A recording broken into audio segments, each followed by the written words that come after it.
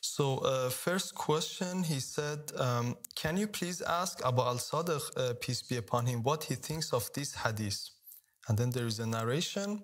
The narration says, my father from Sa'd, from Ibn Isa, from Muhammad al-Barqi, from Hamad bin Isa, from Hariz, from Ja'far bin Muhammad alayhim salam, about the words of Allah Almighty and Majestic.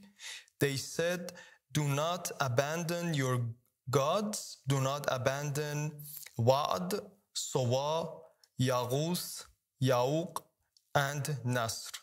He said, they, the people named in the verse, used to worship Allah, mighty and majestic. Then they died. Their people cried out because of that, and it weighed heavily on them. Iblis, curse of Allah be upon him, came to them and said, I will make idols for you in their image. You will look at them and obtain comfort while continuing to worship Allah. He made for them idols in their likeness. They used to worship Allah mighty and majestic and look upon those idols.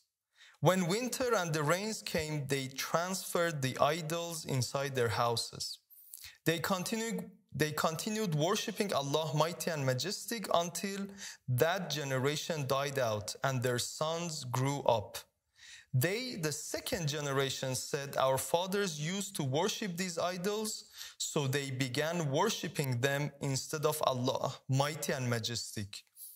This then is the interpretation of the words of Allah, blessed and elevated. Do not abandon Wad nor Sawa. So the first question, Father, is, can you please ask Abu al-Sadiq what he thinks of this hadith?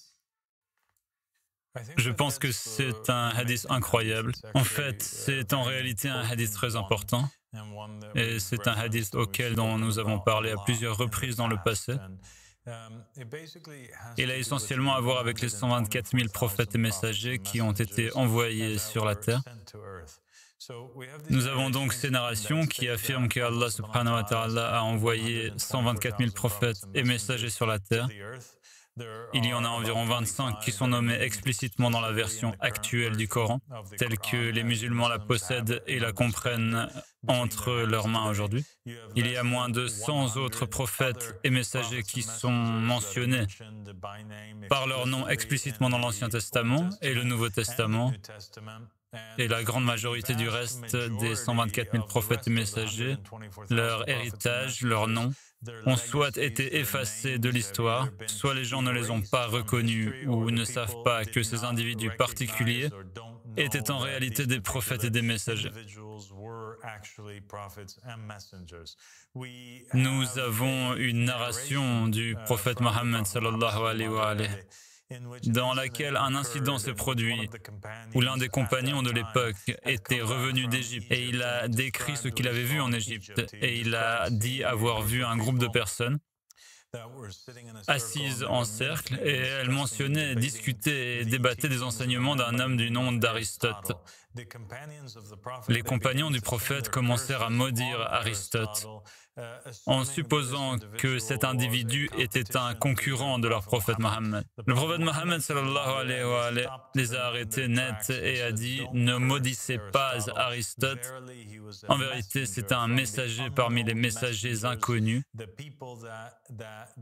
les messagers qui n'avaient pas été reconnus comme messagers ou prophètes par leur peuple. » Confirmant ainsi qu'Aristote lui-même était un messager.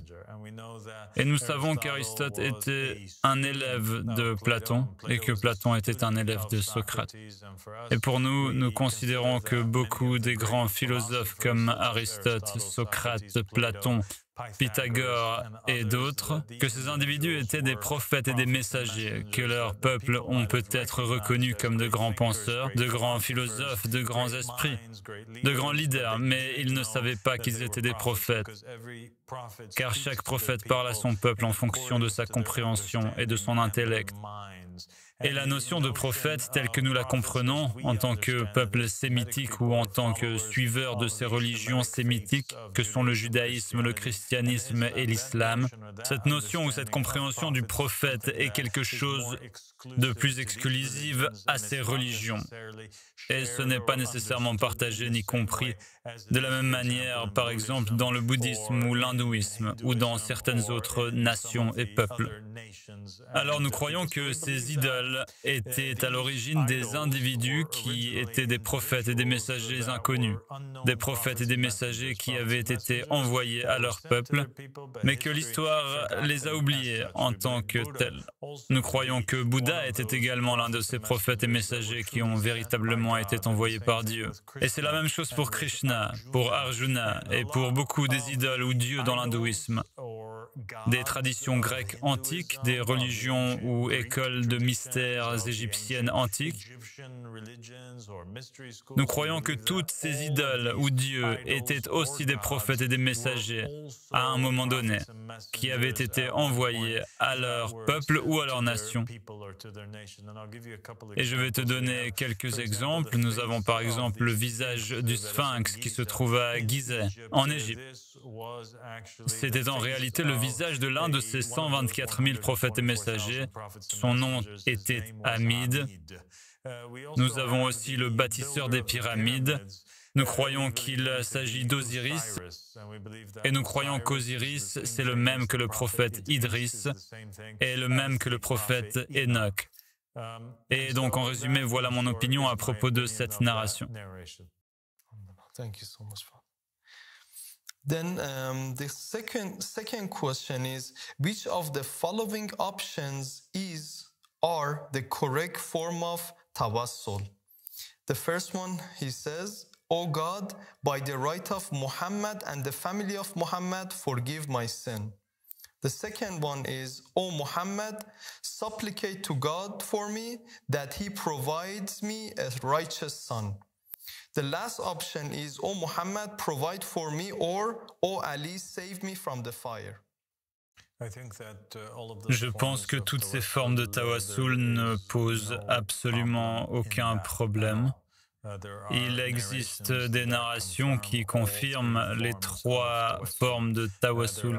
Il y a des narrations dans lesquelles les gens apprennent certaines douas de la part des Ahl al-Bayt alayhim salam, et ils apprennent à dire « Oh Allah » par le droit de tel imam ou de tel autre imam, par le droit du prophète Mohammed ou de Mohammed et de sa famille, « Accorde-moi, s'il te plaît, telle ou telle chose. » Et cela est permis. Nous avons des narrations de la part de Ahl al-Bayt alayhim salam qui disent que, par exemple, un certain individu interrogeait au sujet de certaines constellations, et l'imam a dit que l'une de ces constellations était l'imam Ali ibn Abi Talib, alayhi salam, et que son âme réside dans ces cieux, et qu'il est là-haut, distribuant la subsistance parmi la création. Et nous avons des narrations qui reflètent cela, qui affirment que Dieu a donné son autorité pour prendre soin de la création, qu'il a délégué ses tâches aux Ahl al-Bayt alayhim salam. De la même manière que Dieu a délégué la tâche de capturer les âmes des morts à un ange comme Azraël, ou qu'il a délégué la tâche de faire descendre son message aux prophètes et aux messagers par l'intermédiaire d'un ange comme Gabriel. Dieu a délégué les affaires de la création à Mohammed et à la famille de Mohammed, et donc ils en sont directement responsables. Il n'y a donc aucun problème si quelqu'un demande directement à Mohammed ou à Ali ou à Al-Hassan ou à Al-Hussein de lui accorder une chose particulière ou de lui accorder une subsistance particulière, tant qu'il est conscient que ces individus ou ces anges ne sont pas Dieu de manière absolue, qu'il y a un Dieu, un Seigneur, un Créateur au-dessus d'eux. Alors il n'y a aucun problème à cela.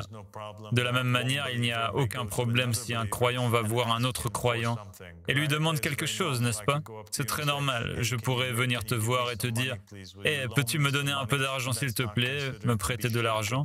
Et ce n'est pas considéré comme du shirk, parce que évidemment, je ne te demande pas cela dans la capacité de toi étant Dieu, qui possède toute la subsistance entre ses mains, mais parce que cet argent t'a été donné par Dieu et qu'il est entre tes mains pour m'aider.